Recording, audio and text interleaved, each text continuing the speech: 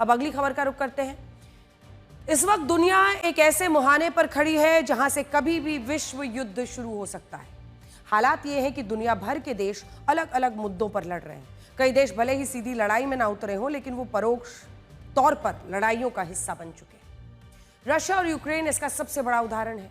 Ukraine की मदद के लिए अमेरिका और कई यूरोपीय देश आर्थिक और सैन्य मदद कर रहे हैं, जबकि रशिया को भी कई देशों से हथियार सैनिक मिले हैं।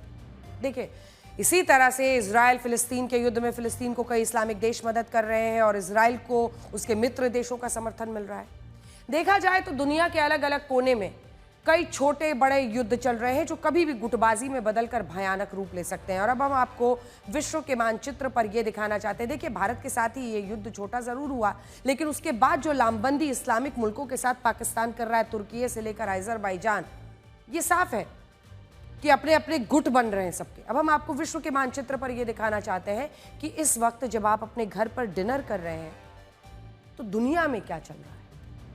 रशिया यूक्रेन पिछले 3 साल से युद्ध लड़ रहे हैं।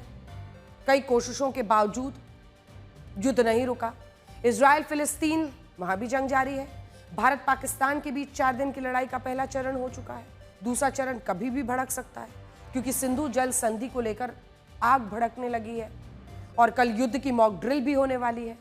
म्यांमार में गृह युद्ध की स्थिति चल रही है। मेक्सिको में गृह युद्ध जैसी स्थितियां बनी हुई हैं। संसाधनों की कमी ने दक्षिण अमेरिका में कुछ देशों को भी अस्थिर कर दिया है।